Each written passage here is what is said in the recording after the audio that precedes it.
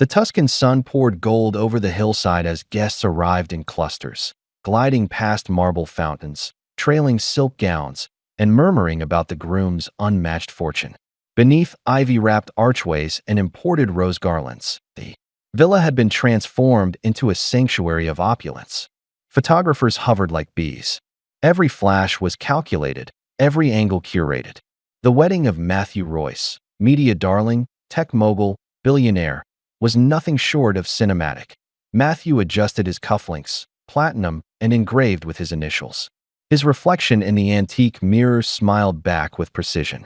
Not too warm, not too cold. He had perfected that look over the years, part charm, part control. Ava loved that about him, or said she did. She was 24. He was 46. To the world, they were a power couple sculpted by ambition and fantasy. She wore beauty like a weapon. He wore wealth like a second skin. The violins struck their first note in the courtyard. From the villa balcony, Matthew could see the chairs filling. The guest list had been scrubbed clean.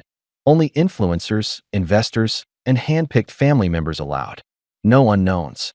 No history. If this story resonated with you, subscribe to the channel and spread the word, and tell us where you're watching from. Yet somewhere in the crowd, he thought he saw her, a shadowed silhouette near the marble archway.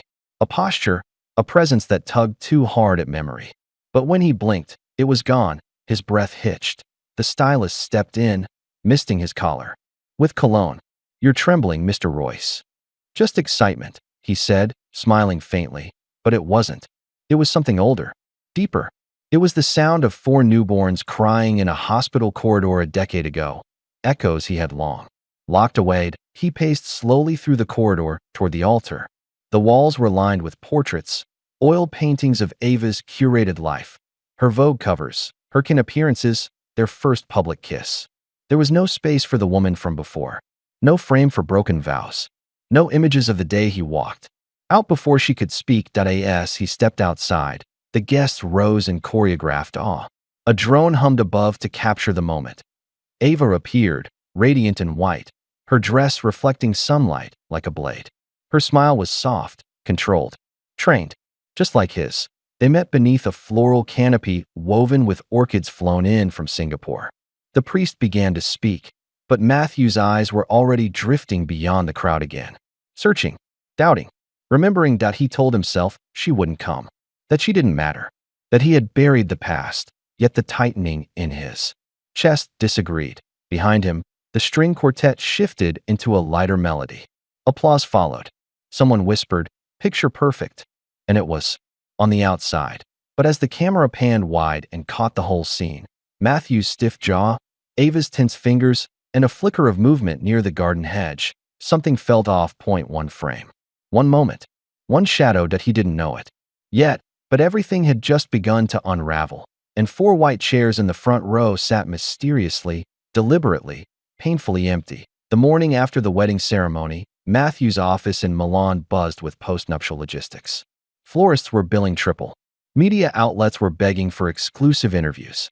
And in the corner suite, behind biometric locked doors, Matthew's assistant, Cora Lynn, clicked open the groom's personal inbox. She had one job today: keep the past out. Between congratulatory messages and business updates, a subject line slipped through at 2:14 a.m. RSVP. Elena Royce +4. Cora's hand froze on the mouse.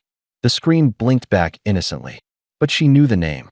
She had heard it only once, in a clipped, alcohol-softened mutter from Matthew months ago, followed by the words, "She no longer exists." Still, the message wasn't marked as spam. It had found its way through. Cora opened the email. "Matthew, I'm not here to cause trouble, but your children deserve a face. One moment. One seat at your life. You built an empire off denial, but you can't ignore blood. Elena.no attachments. Just text." And 4 guest names typed in lowercase beneath her signature. Cora hovered over the trash icon. Her heart thumped. She read the email again, then clicked delete. Empty trash. She leaned back in her chair and exhaled. She wouldn't be the one to unravel Matthew Royce's kingdom. Not for a woman he chose to forget. Back in Tuscany, the rehearsal dinner carried on like a film set. Candlelit tables stretched across the terrace. Every seat was filled with curated beauty, supermodels, startup founders, socialites from Zurich to Dubai. Matthew raised his wine glass, but his smile was thin. His eyes kept darting toward the end of the table where Ava sat laughing with her sister. She had always loved entertaining, always read energy like a mirror. And tonight, she saw it. His silence. "You haven't touched your risotto," Ava said quietly, walking over and taking the seat beside him. "I'm just not hungry." "You've barely said a word to me."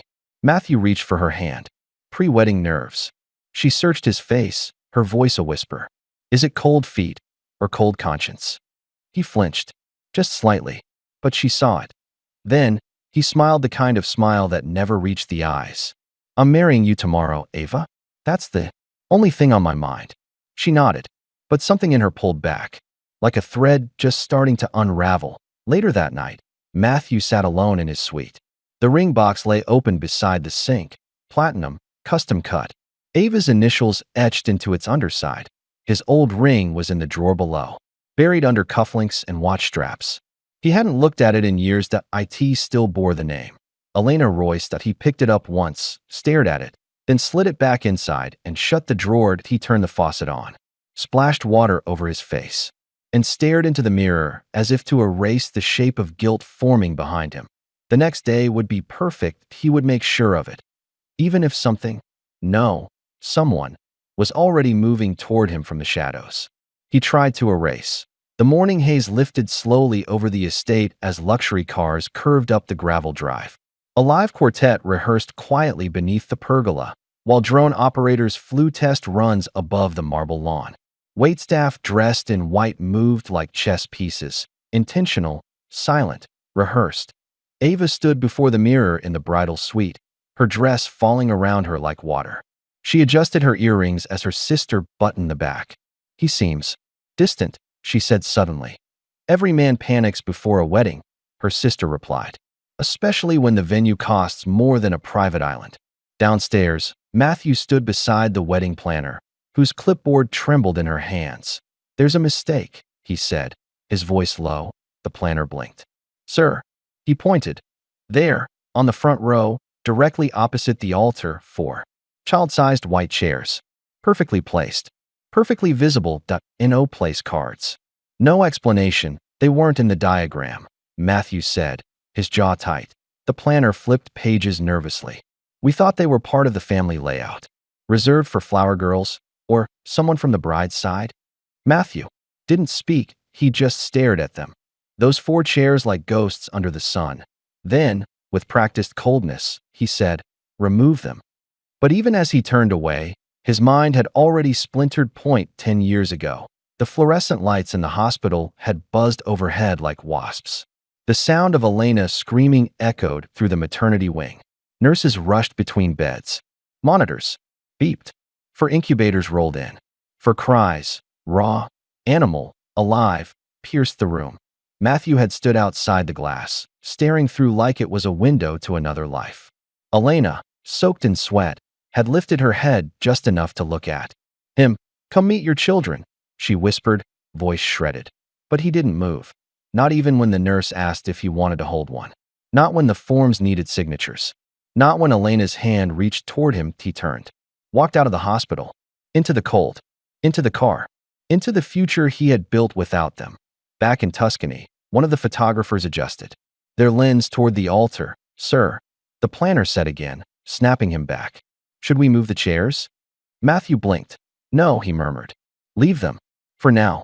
She nodded, confused. As guests filled the rows, tech giants, royalty adjacent, influencers, champagne-fueled billionaires. Only the 4 white chairs remained untouched. A strange stillness surrounded them. No one asked. No one sat. As if the air itself knew better. Matthew stood near the altar, spine rigid beneath his tailored jacket. He looked at those chairs again. That he didn't see children. That he saw guilt, multiplied. By 4, the string quartet shifted into procession music. The moment had arrived. That he squared his shoulders, reset his jaw, and looked toward the villa doors as they opened. The bride was ready. But so, it seemed, was the past. The Tuscan breeze stirred the veil at Ava's back as she took her place under the floral canopy. The vines above fluttered like nervous fingers.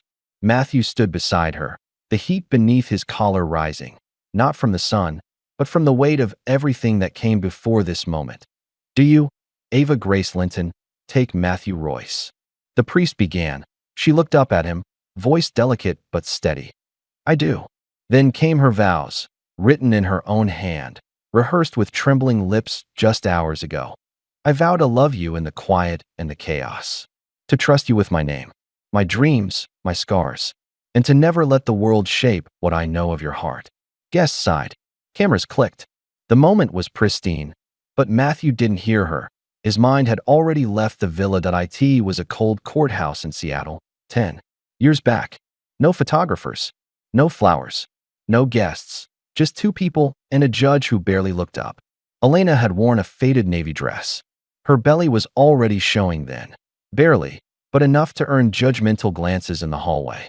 She didn't care. She looked at him as though she still believed they were building something true. Matthew had hesitated before sliding the ring on her finger. It wasn't fear of her. It was fear of what came with her: debt, struggle, scandal from his father's collapsed biotech company, and a child he hadn't planned. Still, she smiled as they said, I do. Her vows were barely a whisper. I vow to never be ashamed of you, she'd said, tears welling. Not when we have nothing. Not when the world walks away. You'll never be alone with me.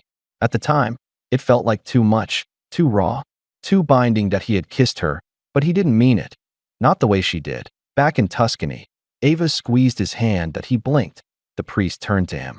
And do you, Matthew Royce? The words evaporated. He cleared his throat, forcing a smile. I do. He reached into his jacket for the ring. Her ring. Platinum. Clean. Unburdened as he slipped it on her finger. His hands trembled, and no one noticed. Except Ava. Later, they'd call it a breeze, a moment, a twitch. But she knew. And he knew, too. Because the moment he slid that ring into place, he remembered how quickly he had removed Elena's. Just days after she gave birth. 4 premature babies in glass cribs. Monitors blinking. Nurses shuffling. Elena asleep, still hooked to tubes. Her hand curled, as if reaching for something that was never there. He had stood at the foot of the hospital bed. An unsigned paternity form clutched in his hand. A man from the company board had called the night before. If you stay with her, you'll lose everything. Step away now, and you'll be made. He walked out at dawn, didn't look back, didn't say goodbye, didn't hold a single child. That a guest's phone vibrated. Somewhere, a flute of champagne shattered. The priest continued, oblivious. I now pronounce you husband and wife. Applause. Ava leaned in to kiss him. That he kissed back. Soft, slow, rehearsed. And still, his eyes drifted to the 4 white chairs. They remained empty. But in his chest, they weren't. They were full, with silence, with memory, with the vow he never kept. That as he and Ava turned to face the guests, arms linked, smiling for the cameras, a shift passed through the air. Because someone had arrived, he didn't know it yet. But the past had found its seat. Speak now, or forever hold your peace. The priest's voice hung in the air like a held breath. For a moment, there was only silence. Perfect, brittle silence. Then came the sound of footsteps, slow, deliberate, barely audible over the rustle of designer gowns and the soft clinking of champagne flutes. 4 figures appeared at the back of the aisle. Children, all in black. 2 boys, 2 girls, each no older than 10, walking in eerie symmetry. Their suits and dresses were formal, but not festive. Their expressions unreadable. Still, like they had rehearsed this walk in a mirror 1,000 times. And behind them, Elena, hair pulled back in a sleek bun. A black dress that moved like ink in the wind. Her face, calm, uninvited, unafraid, she walked as if the vineyard belonged to her. As if the flowers, the music, the guests were all just temporary set pieces on a stage she had been locked out of for too long. Matthew's lungs constricted. Ava's hand tightened on his. What is this? She whispered, her voice brittle. The children kept walking. One girl held a folded paper. Another clutched a small bouquet of wildflowers. Picked, not purchased. The guests were frozen. Phones hovered in the air, half raised, not yet daring to record. Elena said nothing. She simply stopped at the 4 empty white chairs, untouched until now.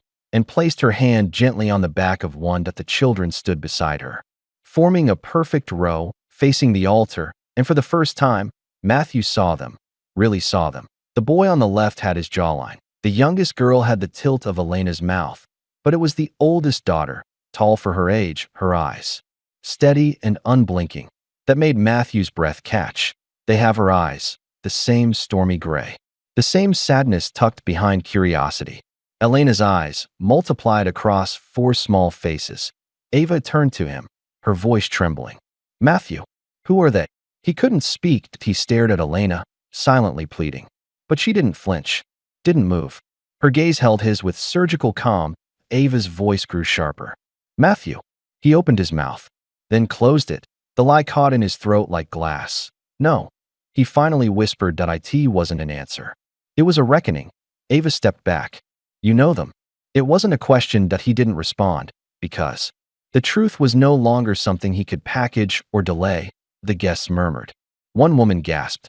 Another whispered, Are those his? The officiant stuttered, uncertain whether to continue. Ava backed away from the altar, shaking. You told me there were no children. You told me. I thought they wouldn't. Wouldn't what? She snapped. Wouldn't show up? Wouldn't exist.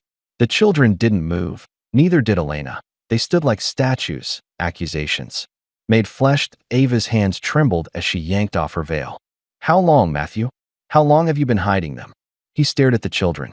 A decade of silence, of evasion, of cold refusals to answer emails, of assistants paid to delete messages, of pretending 4 lives didn't have his blood. They're mine, he finally said, barely audible. Ava turned and walked, not down the aisle, but straight across the grass, heels sinking into the soil, past frozen guests and stunned faces. The quartet stopped playing. The breeze picked up. Someone dropped a wine glass. Still, Elena said nothing. She turned to the children. Nodded once. They turned, too, and walked back the way they came. No shouting. No scene. Just 4 children. And a woman who had waited 10 years for 15 minutes of truth. Matthew stood beneath the floral canopy, alone. And this time, even the cameras didn't flash. The headlines struck like daggers. Runaway bride. Billionaire's wedding crumbles after secret kids crash ceremony. 4 children. 1 scandal. 0 remorse. Who is Elena Royce? And why did she vanish? By the next morning, Ava had deactivated all her accounts. Her name trended globally for 12 hours straight. Not for her modeling accolades, but for being the woman left at the altar, lied to, humiliated on camera, and then meme-ified beyond recognition. Public sympathy flooded in. Victim narratives bloomed. Her face, tearful, shocked, became a symbol. Know your worth. One influencer captioned a repost. Never marry a man who buries a family. Matthew, meanwhile, retreated.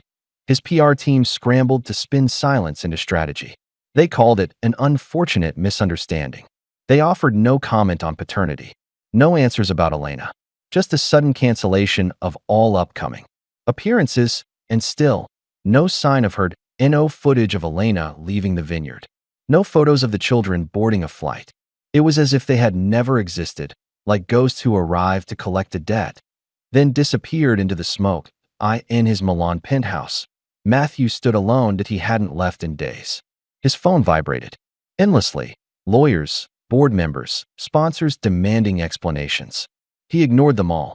The silence inside the apartment was absolute, almost punishing. Then came the knock. One should have reached his floor. Not without clearance did he open the door. Nothing, just a package on the marble tiled NO label. No name. He brought it inside and opened it slowly, already bracing for the past. Inside, a stack of glossy photographs. 4 children, playing on a beach, sitting at a dinner table, painting a wall with their mother. Each photo dated, each time-stamped. Proof. Beneath the photos, an official document, folded once. A birth certificate, his name. In ink, father, Matthew Royce. The mother's name was printed, too. He already knew it. He reached for the lighter beside the fireplace. The flames curled fast, biting through the paper edges as if eager to destroy the evidence. But just before the final corner turned to ash, something stopped him. A name, tucked in the bottom margin, under additional notes. Child's legal name. Luca Royce. He froze. Luca. The name rang like a memory he didn't know he had. Soft, fragile that he yanked the last burning edge from the fire and slapped it out against the marble. The edges were scorched, but the ink had survived. Luca. Royce. Why that name? Why did it feel like a warning or a plea? He stared at it, fingers blackened with ash, mind racing. There had been 4. He hadn't asked their names. Not once. But now one had a name. Now one had a face. And for the first time in 10 years, Matthew felt something he hadn't expected. To feel again. Fear.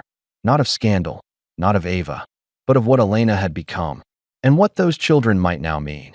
The war wasn't over, it had just gone underground. Luca. The name lingered on Matthew's tongue long after the birth certificate had turned to ash. 3 syllables that cracked something deep inside him. Something he'd spent years encasing in polished silence. He sat in his office. The city skyline blurred behind him, the windows streaked with soft rain. His empire, the company, the endorsements, the image, still stood. But for the first time, it felt brittle, like a monument built on glass. Cora entered quietly, her tablet pressed to her chest. There's something you should see. I'm not taking interviews. It's not press. She hesitated. It's from Elena. It was sent a month ago. I never told you. Matthew looked up sharply. She tried to contact you. Again, after the wedding was announced. He didn't speak, just held out his hand. Cora placed the tablet gently in his palm and stepped back. It was a short video. Low quality. Shaky, like it was filmed in haste. A hospital room. Pale blue curtains. A soft beep in the background. Heart. Monitor. And then, Luca bald. Small. Too small for his age. A tube at his nose. Pale skin. Bright eyes. He was smiling. Hi, I'm Luca. Mommy says you're important. His voice was soft, almost playful. She said you might come one day.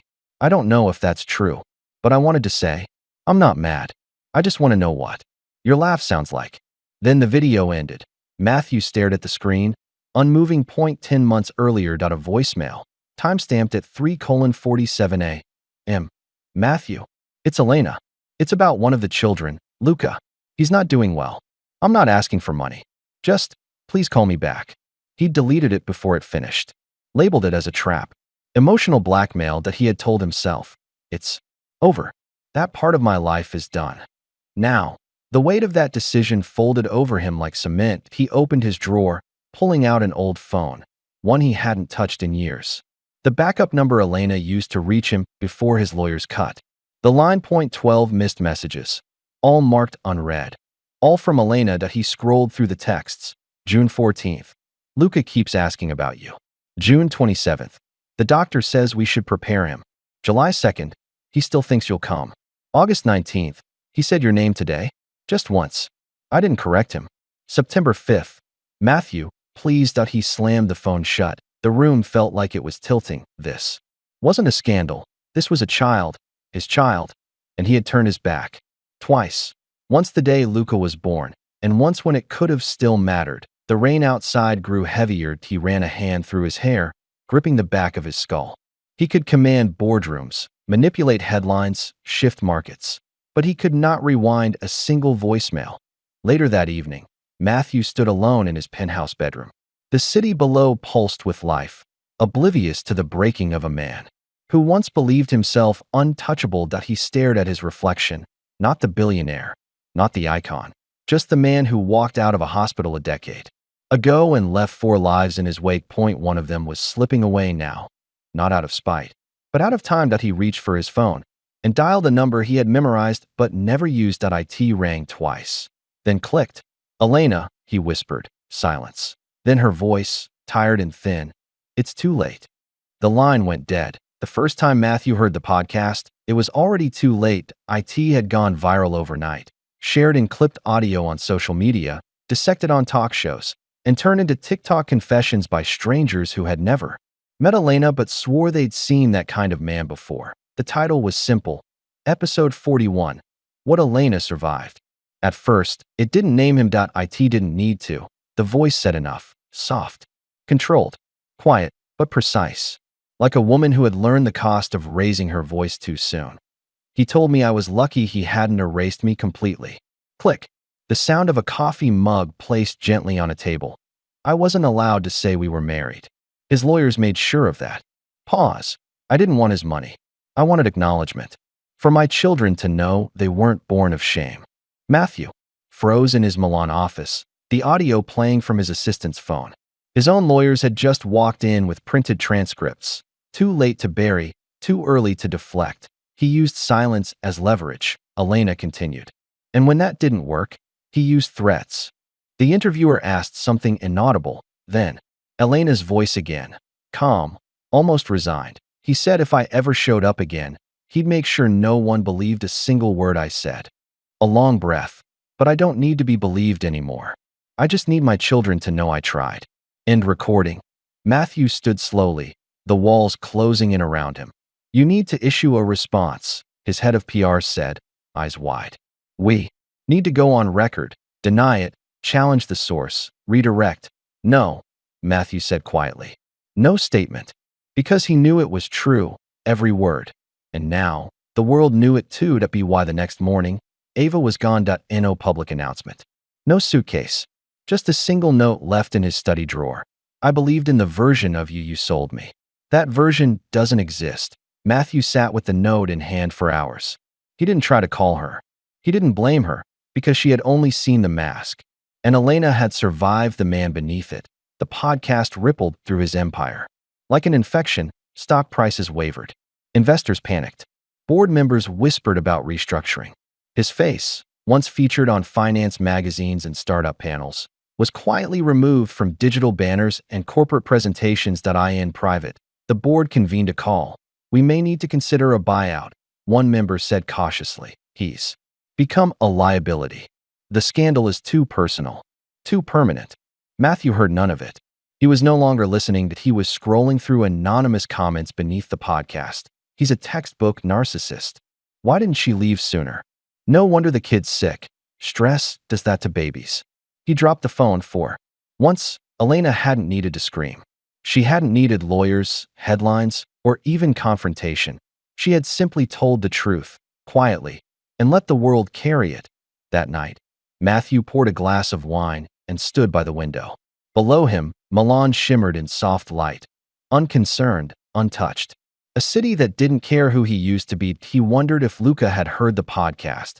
If the boy had recognized his mother's strength. If he understood the silence she'd endured. For so long wasn't weakness. It was strategy. A pause before war.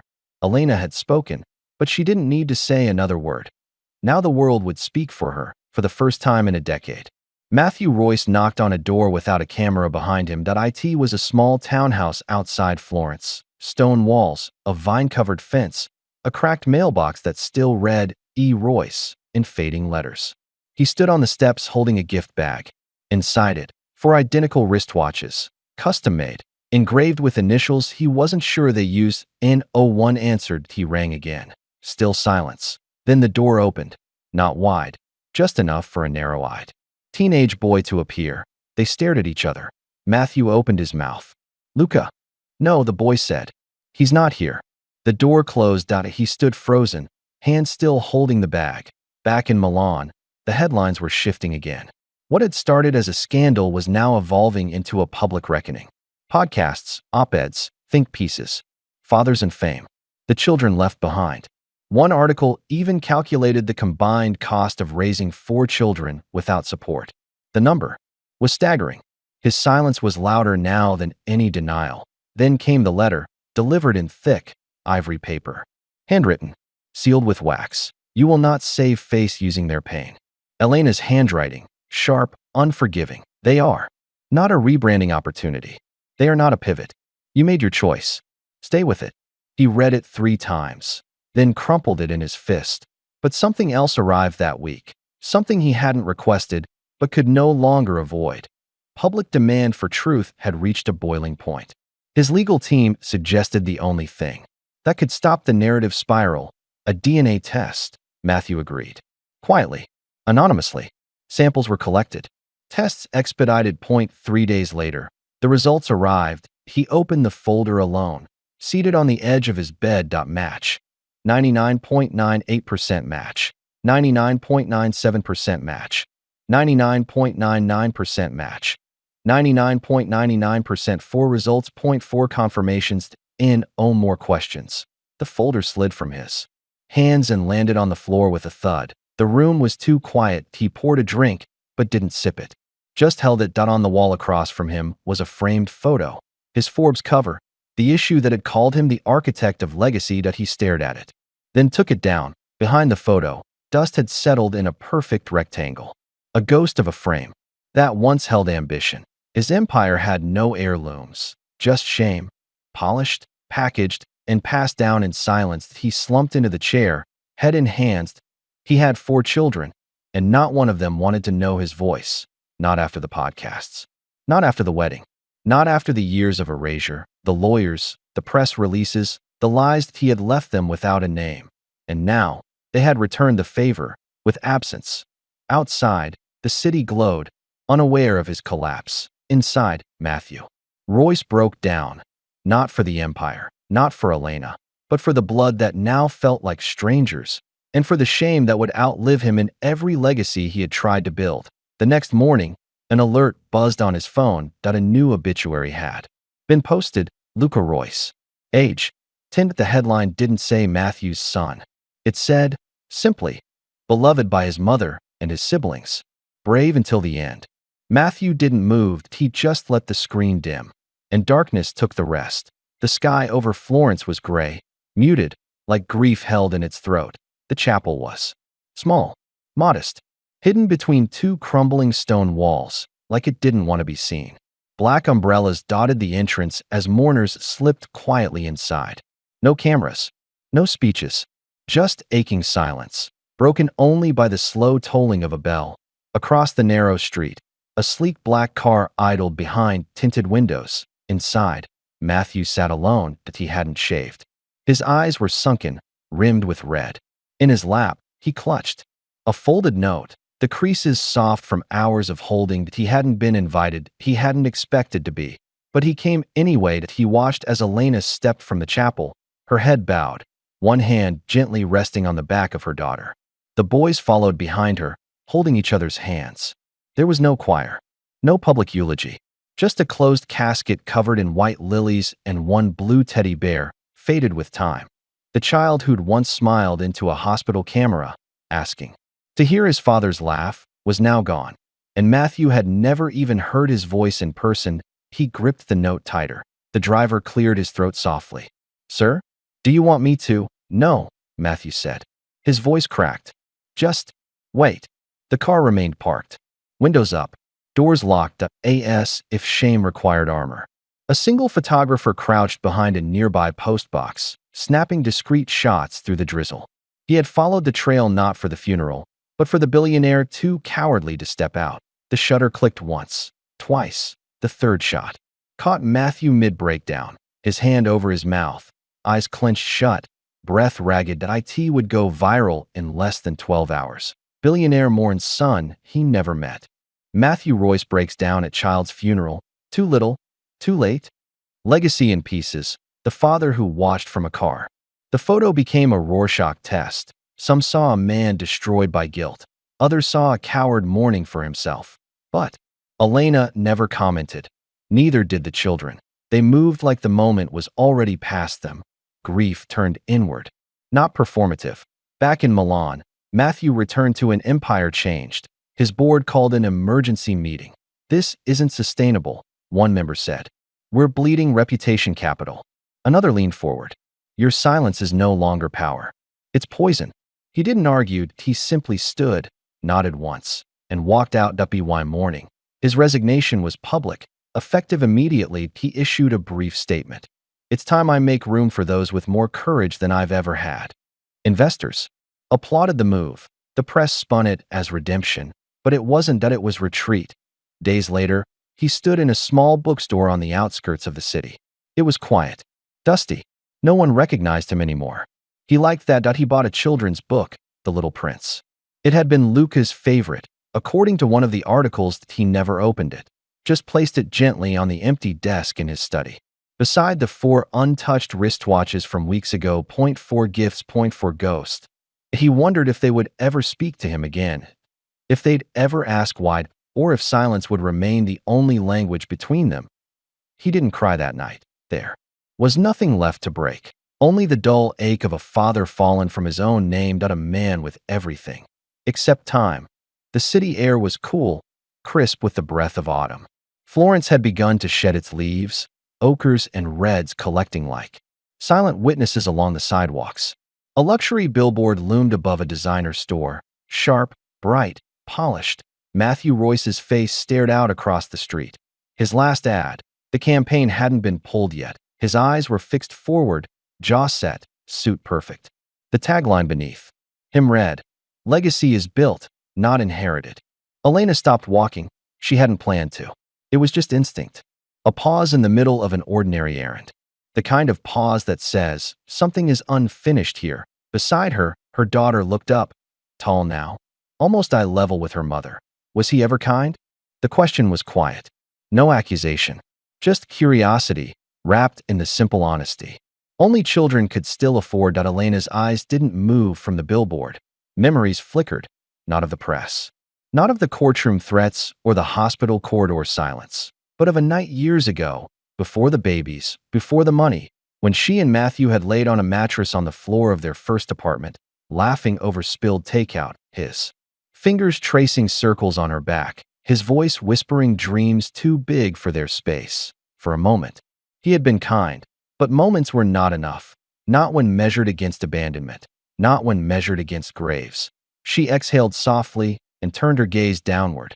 Instead of answering, she reached out and gently pulled her daughter close. The girl leaned in without resistance. The younger son took her other hand. The third child walked slightly ahead, humming to himself, lost in his own world. They moved as one now. Elena did not speak of the past anymore. She had told her truth once. That was all it needed. The world had heard her. More importantly, her children had, and they had survived. Together, as they passed beneath the billboard, Elena didn't look up again. Neither did the children. They walked on, past the cafe where headlines had once burned, past the courthouse where papers were once filed, past the legacy that had tried to write them out of itself. Each step was quiet, but each step was also louder than any press conference. A different kind of legacy followed them now, one of truth, earned without wealth. Behind them, the billboard flickered once. Then the screen turned off, dark, blank. As if even the city had decided to let go of the face it once sold as invincible. Hours later, rain began to fall. Light, rhythmic, cleansing. Elena sat in their modest kitchen, helping her youngest with homework while soup simmered on the stove. The photo of Luca rested quietly above the fireplace, surrounded by painted handprints, red, blue, green. A candle flickered beside it. No reporters knocked anymore. No legal letters came. Just quiet, just healing. And outside, somewhere far away, Matthew Royce sat alone in a rented villa in the Alps, watching the world forget him. His phone remained off. No one called. No one needed to. The silence said enough. Back in Florence, Elena turned off the stove, wiped her hands on a towel, and called the children to the table. Dinner was ready. No seats were empty now. Not even Lucas, whose chair still stood, painted with stars, always part of the circle. She looked around the table, and this time, she smiled. Not out of victory, but because this time, she had walked away with everything that mattered. Cut to black.